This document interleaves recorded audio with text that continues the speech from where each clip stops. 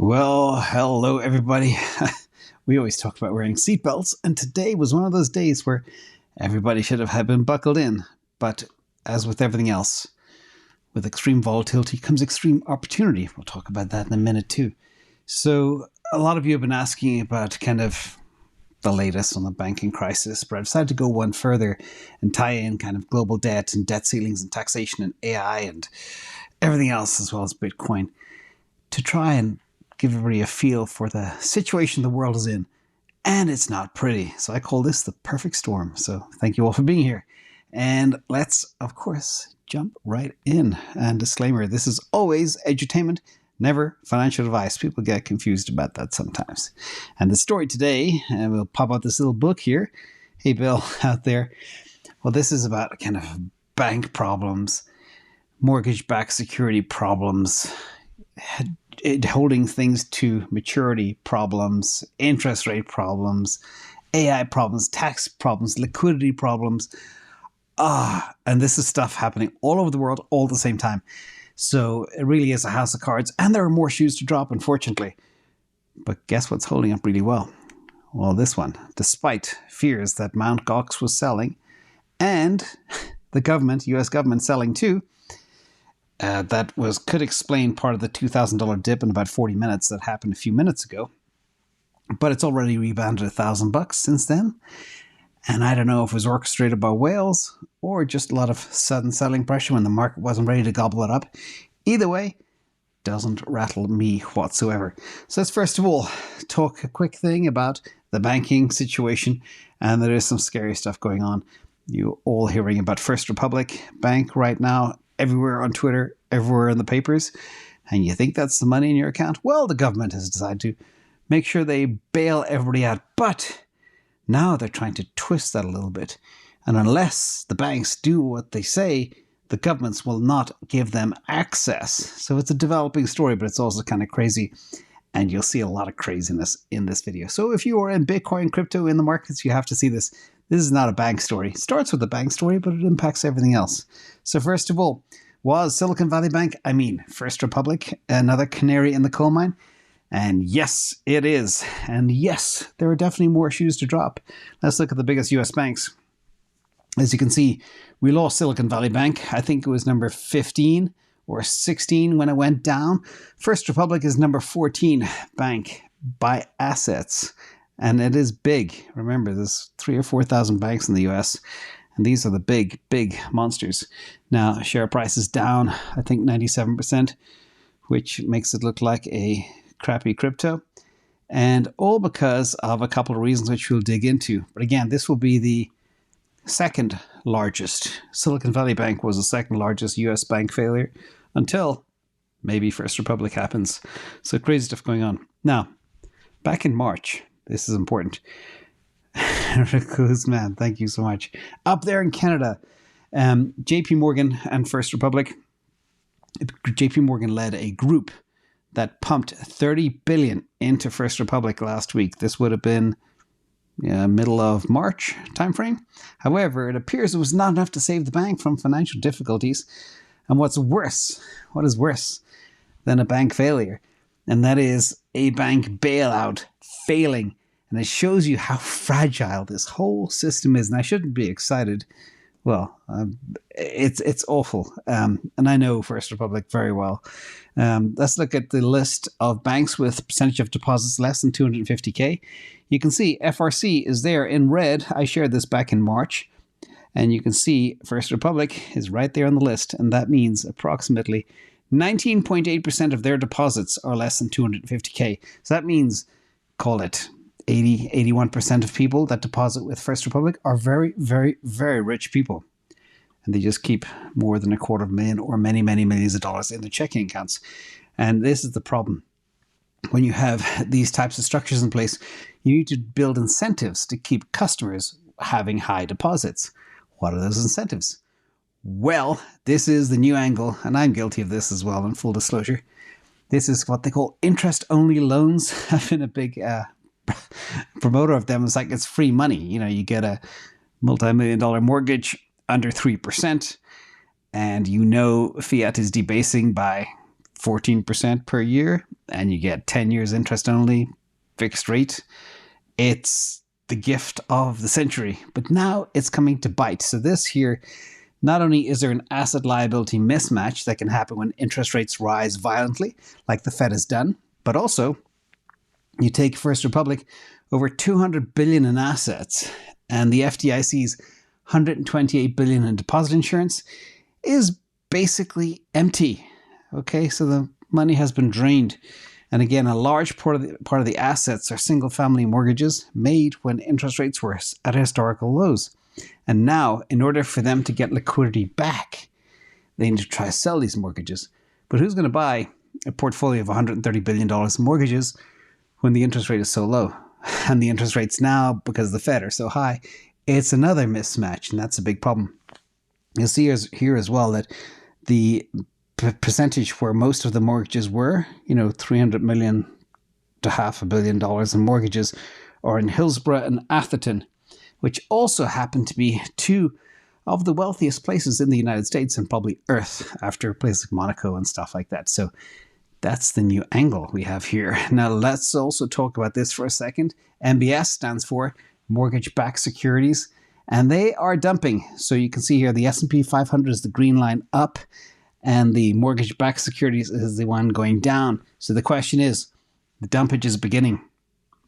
Everybody's trying to offload these mortgage-backed securities that are typically many mortgages packaged up and sold to generate perpetual income. But when the mortgage rates are 7%, and you're getting a basket of things that have 2.75%, 3% on them, nobody wants to touch it. And that's a problem. That is a big problem. So who's going to step in? Yay, the US government. And they've been trying to unwind, by the way, their mortgage-backed securities, and they haven't been able. And now they don't have a shot in hell. So forget about quantitative tightening from the MBS side of the balance sheet. Not going to happen. In addition, let's look at the stock. This is First Republic, and a big thank you to Sanjay for sharing. You can see here, down 97%. Again, looks like something worse than the penny stock or a meme stock or a crappy crypto. And that is stunning. In addition, I tweeted this morning. If you take Bitcoin and you divide it by First Republic stock, as I say, risk happens fast. You would have gotten a 25x return in 40 days by just trading this pair or having Bitcoin. And the question is, what's in your wallet? And this shows you how fast things can develop out there in the market. So be careful. So there's also talk that the US government is going to seize First Republic Bank. And that could happen as quickly as today or tomorrow. And that would also be a strange thing to happen. They stepped into SVB, seized them, and spent some time selling them. The same thing could happen here. But what exactly is going on behind the scenes? We know the holding to maturity problem. We now know the mortgage mismatch problem. And again, First Republic isn't alone in this realm. There's many others that are in the same problem. They're just picking off the weakest or fattest ones fast. And again, risk happens fast. So let's talk about this one. This is a tweet from David Rosenberg. And it's a funny tweet because he was on the money too. He said, talk about how SVB is a one-off, reminds me of all those shoulders that shrugged in 2007 when New Century Financial shuttered. 2 months later, Bernanke said it would be contained. 4 months after that, countrywide, and on the contagion goes. But this one is kind of like a slow drain, because you see JP Morgan with a couple of other banks bailing out First Republic with $30 billion. And then they have the BTFP program in place too. So there's a lot of like fingers in the holes of the sinking ship, but more will fall. That is pretty much guaranteed. Let's look at the BTFP. We are in phase 2. That's the key orange line there. Asset liquidity and credit facilities. Primary credit level is spiking up again. People are taking advantage, as well as the balance sheet total liability of the FHLB advances. So you can see here, we are not by no stretch out of the woods. And there's some crazy accounting tricks going on behind the scenes. I have some illustrations, but I can't even figure them out. So I don't want to share them because they make no sense. But it's like people are hiding the ball, hiding the debt, hiding the liabilities, moving them from one balance sheet to another. Crazy stuff is happening out there. Now, let's talk about bank earnings. I did mention as well before that they are a critical economic indicator. We're going to have a lot of delinquencies because of credit performance. I heard people are repoing repossessing vehicles right now because people can't make their payments. Deposits are vanishing, all going into money markets. And banks make more money when interest rates are higher, but that net interest margin is the problem. Real estate market has crashed. There's no mortgage stuff happening there too. And there's competition from fintech companies and crypto. Let's talk about what's happening with the smaller banks. And is there a hidden story behind this? So banks are not raising deposit rates to compete with money market-based rates because their assets, loans, and securities have longer maturities and much lower rates, tiny rates. And banks also have to cover their loan losses, their real estate, their staff, etc. And this all must be factored into their deposit rates. Now, market-based rates shot up so fast that simply the banks can't make money offering depositors saving rates of 4%. They can hardly offer 0.01% in many cases. And that is the issue. This explains as well why bank stocks cannot rally. And it's not a fear of more failure. It's a fear that they're not going to be profitable. They're going to hit the wall. And the only banks that can continue to offer low deposit rates and hope the Fed finds a reason to start cutting rates soon. We're talking real soon. However, the Fed is readying to hike rates again and push the market more into the red. And banks are caught in a bind. And this is what's happening. The smaller the bank, the worse the results. It's catastrophic. We're sitting here with our popcorn saying, is this really happening in this day and age? So is a lot of people begin to talk about this too. We know CBDCs are coming, but what is the relationship between a CBDC and the banks? Well, my theory, and again, tinfoil hat well attached, kill all the small banks and medium-sized banks and regional banks, roll everything into money center banks, the JP Morgans, Citibanks, Bank of Americas, etc., Wells Fargo, and then let the money center banks enforce the CBDC. Interesting idea. Is that possible? Well, it's already somewhat happening right now because the money center banks are the ones that are given the liquidity by the Fed and then they distribute it. So it would just be a nuanced change of what they're already doing. In addition, we know the FDIC is in hot water. Now the FDIC realizes they're in so much hot water, they're trying to figure out ways of curtailing the coverage that they're trying to offer. Again, just to be careful, don't hold more than $250,000 in any one bank. And the question is, how big is the FDIC insurance fund? Again, year end, it was about $128 billion. By the way, that's the same amount of mortgage debt First Republic has itself. So one bank blowing up, technically, one element of one bank could wipe this out. Although it's a stretch to assume that, but just to give you an example of how big it is. And remember as well, FDIC does not cover, even if you purchased at an insured bank, your stock investments, your bond investments, your mutual funds, your life insurance policies, your annuities, your municipal securities, not even your safe deposit boxes. So imagine you had your Bitcoin wallet in a safe deposit box. Just thinking out loud here. And the bank walk also is continuing. The drainage is gradual, but it has not stopped. And deposits are walking away into the arms of money market funds like crazy. Has not slowed down, will continue. And it's putting the smaller banks, regional banks, under tremendous pressure right now. They are fully illiquid. Now, it began with a fractional reserve system, but now there's simply nothing in the kitty, which is bizarre. So a quick reminder as well from Balaji and his $1 million Bitcoin bet, how the Fed breaks stuff. First, they print trillions. Then they denied inflation was happening.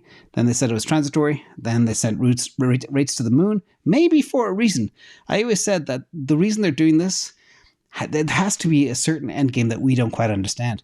And crash much of the economy. Debris is falling. Banks, real estates, blue states, and the pressure to print should resume soon. It's already happening behind the scenes. We just don't see it yet. The BTFP program is quantitative easing. No ifs, ands, or buts.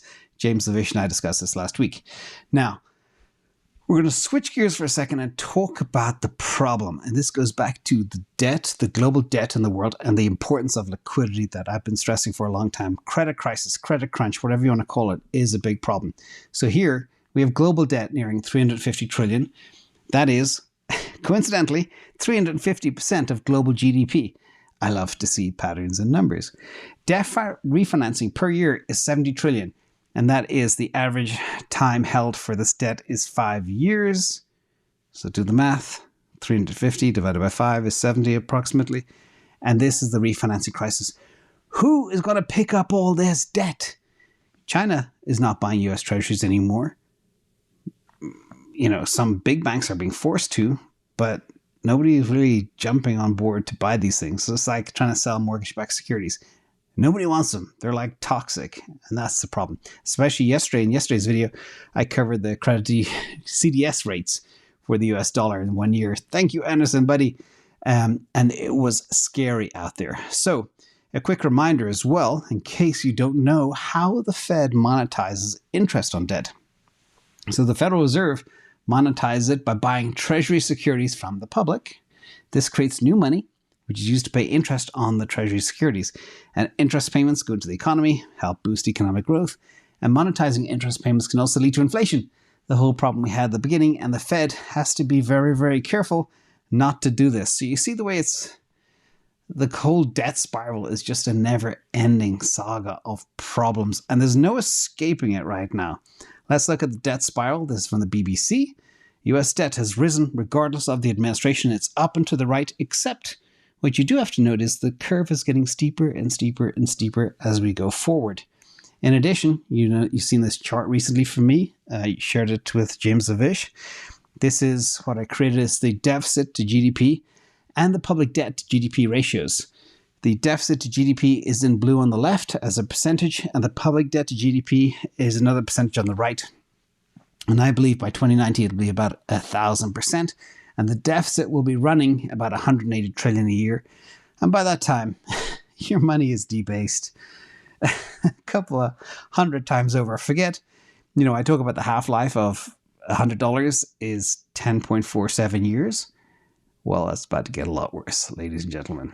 And that's just numbers. There's no escaping this debt. There's no escaping the deficit. Now, also, another fun illustration of the debt burden of interest payments. You can see here, this is an illustration of 2022 numbers. I added my little line on the red and right. I hope pgpf.org does not mind, but it goes off the slide completely because by the end of 2023, the cost of servicing debt will be $1 trillion, not $470 billion. It'll be $1 trillion. Over half of US debt is rolling over this year, and it's going to roll into 4.5% rate. And the old servicing cost of this was sometimes 2% or 1.5%. So it's going to be radically different. That's why I know the debt burden will be $1 trillion, which is massive, way more than the defense budget. We also know places like China are investing very heavily in their armaments and defense too. And the US won't be able to afford it unless they print a lot more money to buy a lot more rockets and stuff, whatever they buy. So let's talk about the perfect storm. This is kind of, zoom out for a second, this is my biggest concern. Okay, deficit's already exploding, but I think they're going to get a lot worse. And let me explain why. And this is why I was going to make a video the other day on how hard millennials have it, because they keep getting hit by crisis after crisis after crisis, and it's really holding them back. And I think that's why there's so many millennials that are so interested in things like crypto, because that could be the life raft for them. But if you want me to make a quick video on that, I can as well. But here, I do believe AI, and I've been banging the drum on this all year, AI will drive job losses because it enables companies to operate much more effectively and efficiently. And that means the tax base will shrink. Not only are people getting older and retiring, but they're also earning a lot less. And the governments can't raise taxes any more than they have. Even if they do, what I call high net worth individuals will escape high tax regimes. It's already happening. The really rich people are going offshore, and they're going offshore fast. And aging demographics means that mandatory spending, like social service programs, etc., will explode. All of this is happening at the same time that the world is buried in debt, and it ain't pretty. You got the Fed with their foot on the throat of the economy, insistent on killing jobs, but they don't understand the storm, all these different factors happening at the same time. Once a company lays off people, they find ways to operate without them. And that is the big issue. Who are they going to tax in the future? AI engines? Robots? I don't know. But it's a serious, serious problem. And I'm not kidding around when I talk about that. Also, some fun statistics regarding taxes. You think taxes are paid evenly by everybody? Not at all. The top 1% of earners in the US pay 43% of all federal income taxes. You add state taxes onto that, it's even higher. And the top 50% of all taxpayers pay 98% of all federal income taxes. Okay? Do you know what that means? The other 50% pay 2%. And also, the share of income taxes paid by the top 1% has increased a drastic amount, about 25% over the last 3 to 5 years, which is stunning. So again, and the other half pay less and less. And the other thing that I've been warning about for a long time is back in, and it took me ages to get this number, but capital gains taxes accounted in 2021, 13.4% of all taxes. In 2022, they're non-existent because the stock market went nowhere. Deficits will go even higher, therefore money printing will be even higher as well, and the government will take on more debt. So this goes back to our whole CBDC thing, Great Reset, and I think that's probably going to happen too, because this is just beyond a mess. If this was your own household, anyway, let's also talk about some funny things that are happening all at the same time. So Argentina are giving the IMF are giving Argentina a bailout of $45 billion, I think, from the IMF. And this is part of an agreement. And Argentina, in order to get that cash, they are being held over a barrel. And Argentina has to adopt an anti-cryptocurrency position in order to get this cash, because the IMF is concerned about the possible adverse impact of cryptocurrency on financial stability and economic recovery efforts. So if you've watched any countries that have received bailouts from the IMF and how they performed 5, 10, 20, 25 years later, it's always been a train wreck. And they're trying to say, you can't touch crypto. No, because we want to bring financial stability and recovery. And when Argentina has 130% inflation, debasement, their only life raft is Bitcoin and crypto. And that is just so funny, It's like everybody's trying to choke out crypto, which means it's good because they don't want you to have it. Let's talk about the Fed for a second. The Fed has made 3 huge policy errors over the last 2 years, and they continue to mess things up.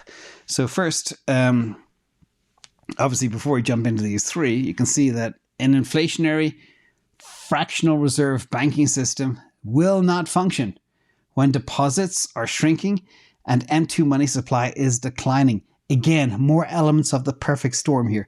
Recent major US bank failures are a warning sign, and the larger dangers that lie ahead for the US economy. And focusing on lagging service prices is a huge mistake. So let's talk about other Fed mistakes. Not tightening back in March, April 2021 when it was clear inflation was rampant. In fact, I made a video, it was one of my first videos in January 2021. I talked about inflation being 15% within a year. And I was pretty damn close. Second issue, not pausing hikes after reaching the neutral rate back in July 2022. They kept on jacking it. Back in September, October, November, I talked about financial Armageddon that would happen if they go beyond 350, 400 basis points, 3.5%, 4%. They're at nearly 4.75 to 5 now. They're way beyond financial Armageddon. And not cutting hard after the banking crisis emerged in March 2023. These are 3 huge failures. We will not see the damage that they're doing right now. By the way, what's interesting is when you look at the CME futures for the Fed hike, this morning at 6 a.m. it was 75% of a 25 basis point. Now it's 70, 72%. So every few hours it's falling because the Fed knows. Well, I hope they know the damage they're doing. If they don't, it means they're doing it intentionally to force the world to the new CBDC Lite that's launching in June or July of this year in the United States and other CBDCs all around the world.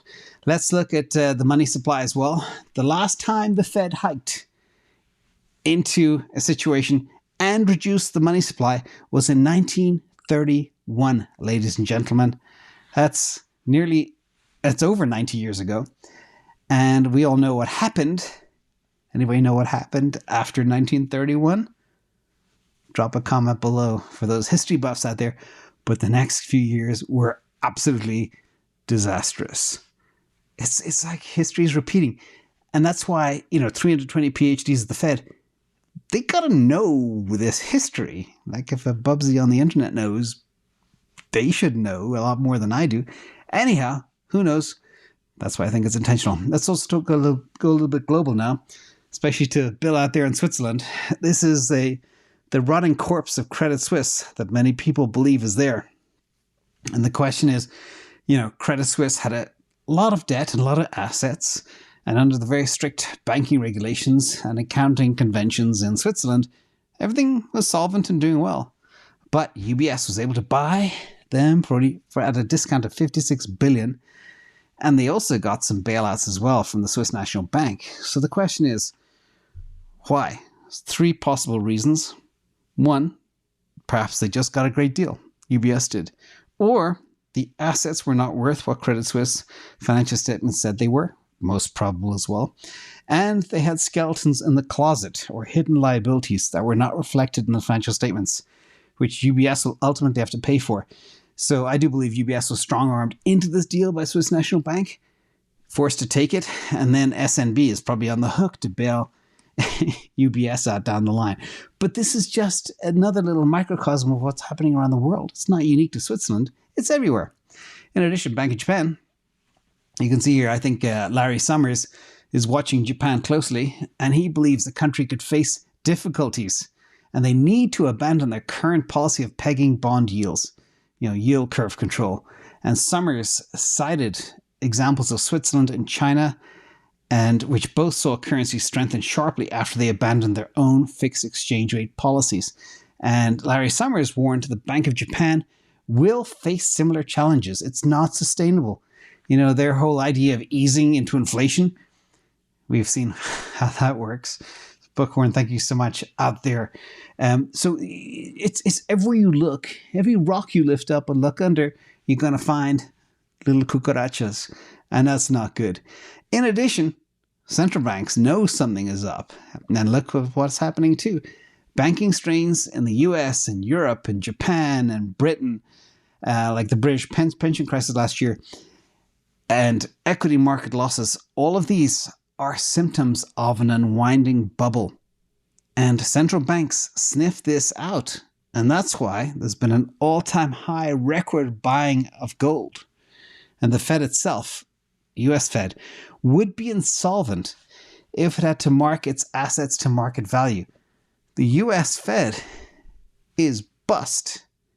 But they have the magic button to print more all the time, which is amazing. So good for them. How do I get me one of those magic buttons? That'd be fun. I'd keep on pressing it and I'd buy Bitcoin with it. That'd be a fun game. So how do we get out of this mess? Again, you got to print money to service the debt. It's going to happen. You got to debase the currency, reducing the debt. It's happening. You got to keep the debt service costs down, lower rates. That has to happen soon, ladies and gentlemen. Mark my words, or else they're just going to torch everything. They got to keep inflation high, but not tell you it's high. And that way they can reduce their debt. And they got to keep GDP high to keep tax receipts going. They weren't good at this, and we're going into recession, many people believe. That means that's not going to happen. Again, 13 to 15% of tax receipts are not going to even hit this year, because last year, 2022, nobody made capital gains unless they were shorting the hell out of stuff, and they were very few and far between. So, back to the message. There are cracks everywhere, and there's only one solution, and this is the hedge. Nothing compares to the hardness of Bitcoin. Just from some of the inflation numbers I just showed, you can see here in 2024, Bitcoin inflation is going to go to 0.83%, and after that, 0.4%, and then after that, 0.2%, and that's it. And it's actually debasing faster than that because people are losing their coins. They're sending them to fake addresses. They're not doing the right security and all that type of stuff. So be careful out there, everybody. Long story today, but that is the state of the world. It's only going to get worse. There's no coming back from this. We have escape velocity of the whole debt cycle. It's a mess all over the world, no matter where you turn. So be careful out there. Big thank you to everybody in the chat. Thank you to K8 and everybody else. And yeah, people are confused how lucky the government is to be able to print their own money. It's an amazing gift. I hope us people will be able to get that too. Wow, nearly 2,500 people watching. Thank you so much, everybody. Appreciate the likes. A lot of work goes into this, especially trying to keep an eye on the markets too. In fact, how Bitcoin goes counter to the banking crisis. The more the banking crisis heats up, the stronger Bitcoin gets. Remember that. And that's for a reason. People are waking up. They need something hard, whether it be gold or even real estate. You don't want to be in commercial real estate right now, ladies and gentlemen. But there might come a time when commercial real estate gets very, very attractive. So thank you for the likes, everybody. Love you all. I will see you tomorrow. And be safe out there. Look after yourself and your family, but be careful of fiat. Okay? Bye.